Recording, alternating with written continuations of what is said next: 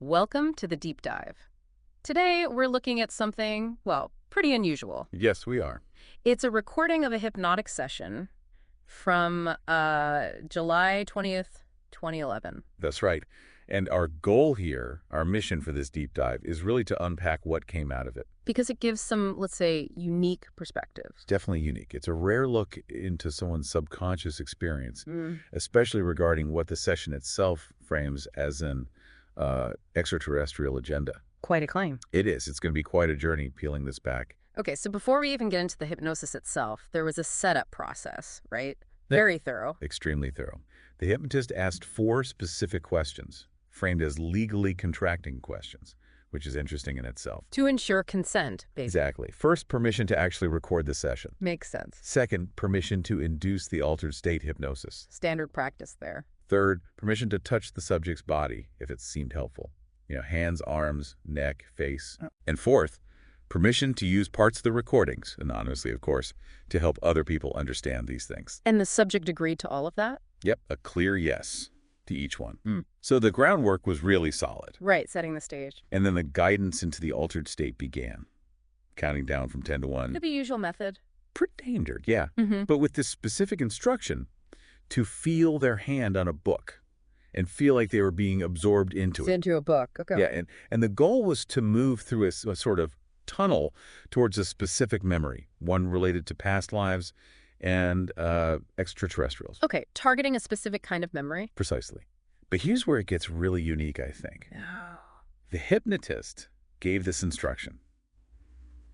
Anything experienced could be paused or fast-forwarded or rewound. Like a video player for the mind. Kind of. And crucially, if it got too intense, too uncomfortable, the instruction was pause it and rise above it. Wow. That gives a lot of agency to the person under hypnosis, doesn't it? It really does. It suggests a level of conscious control, even within that subconscious exploration. It's not just passive perception. It's active navigation. Absolutely. So as the subject sort of emerges into this memory space, Yeah. their first impression, What was it? quite blank. Yeah. That's how they described it. But then almost right away, Yeah. a figure appears, An extraterrestrial figure. described as a helper, someone who wants to take me somewhere, Okay, a guide figure. seemingly. Uh-huh. And interestingly, this helper points to that book the subject touched earlier and says it's actually a Stargate. A Stargate. Whoa, okay. Yeah, quite a reveal. The helper apparently indicated the subject was looking in the wrong place before, but now they can go through this Stargate. So that book was like a portal activation, instantly expands the whole perceived reality, interdimensional travel possibilities right there in the subconscious. Exactly. Yeah. But before going through, the hypnotist asks the subject to describe themselves, their own form in this state. And what did they see? It was really vivid. They described bones covered by an unusual flesh, which is transparent. Transparent flesh. So you could see the bones through it. That's the description, yeah. See the bones right through it. But then, almost immediately, there's this moment of, discernment. About the helper. Yes. The subject notes very clearly that this helper is not from the same race as them. How did they know? They just stated, my race doesn't appear like this. Which naturally leads to the question, is this helper trustworthy? Right. What was the verdict? Initially, kind of non-committal, he's average. But then, a quick correction. Oh. No, he's tricky. Tricky. Okay, that's a shift. A big shift. And they added, they've been tricking me for a while. Gay plural now. Seems so. And the subject actually instructs this tricky ET figure to just stay there in what they call the band, like putting them aside. Wow. That's quite assertive for someone in a hypnotic state, dismissing the guide right off the bat. It really is. It suggests maybe a strong inner knowing, right? A kind of built-in authenticity filter. Yeah, like the subconscious knows who to trust, even if they look helpful. So the tricky helper is sidelined. What next? Well, the focus then shifts inward. The subject tries to connect telepathically with their own kind. And how's that done? Through feeling, they said. Mm-hmm. It's a feeling-based connection. And what are their own kind like? Described as quite feminine. Not necessarily female, maybe more about the energy quality. Okay. And having various colors. But interestingly, currently without a human form. So not physical beings. More like energy. Very creative was another description used. Energy beings, feminine, colorful, creative. Got it. But then there's a twist, isn't there? There is. a significant one. The subject reveals that this race, their race, don't understand this dimension very well. Our dimension, Earth. This physical reality, yes, which implies it was a huge deal for the subject to even be here. They said, I had to change everything to come to this dimension. So if they're not exactly extraterrestrials in the way we usually think of them, what did the subject say they are? That's the crucial part. They clarify that while their race can take forms on different planets, in themselves, they're not actually extraterrestrials. Okay. So that then. They're described as a specific type of being. And their purpose here, to see if they can anchor in a frequency into the Earth's timelines. Anchor a frequency. What does that mean? It sounds like grounding a specific vibration or energy signature into our reality. The subject specifically stated they was asked to come here by other beings. Asked by others. For what reason? To hold frequency. That was the phrase. To hold it so that other beings could come here. Like preparing the way. They're frequency holders. Exactly. That concept, being a frequency holder, seems to be the core of their mission as they perceive it. Sounds important, but also difficult, based on what they said about not understanding this dimension well. Extremely difficult. And the subject was quite frank about the challenges. They admitted, I haven't been able to hold that frequency at all. Why not? Because in their words, it's a very dense timeline. They felt totally disconnected. Disconnected from their source, their own kind. Yes, and apparently even from others who needed help. They mentioned being disconnected from the elementals on the second dimension. Elementals. Like nature spirits or something like that from esoteric traditions. That's often how the term is used, yeah. Non-physical beings associated with elements or perhaps other dimensions. And these elementals had apparently asked the subject for help. But the subject couldn't help because they were disconnected due to the density here. It really paints a picture of struggle, doesn't it? Maintaining that original energy state here is tough. It seems almost impossible, according to this account. So the question becomes, how do they reconnect? How do they fulfill that mission? Right. Is there a way back? According to the subject, yes. They needed to remember something specific. Remember what? A password. A technique. A color. A color. Just remember a color. Well, it's more complex. This color is also perceived as a sound. A color that's also a sound. Okay.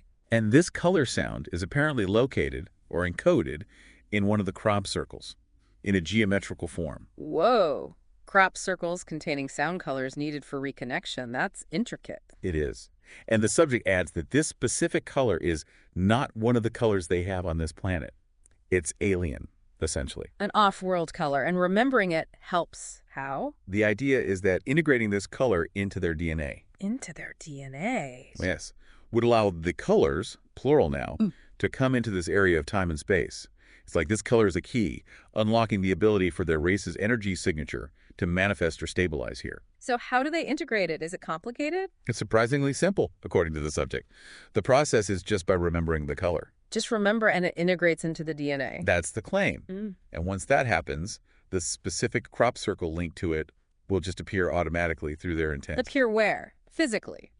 Mentally? The transcript isn't explicit, but the implication seems more energetic or conscious.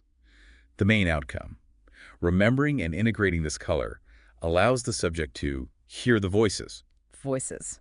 Like guidance. Here are my guides, they specified. And significantly, they added, there's nothing they can do about it if that frequency comes through. They. Who is they? Yes. This brings us to the antagonists in this perceived scenario.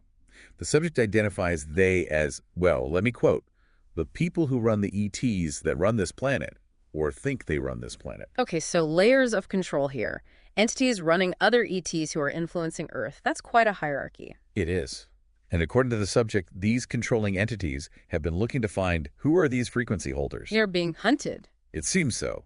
But the subject also adds, we've been very well cloaked.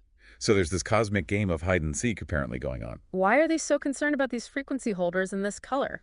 Because, the subject states, these entities cannot hold the color. Why not? They don't have the frequency bandwidth. That's the term used. Like they don't have the energetic capacity or compatibility. Okay, so they can't use it themselves.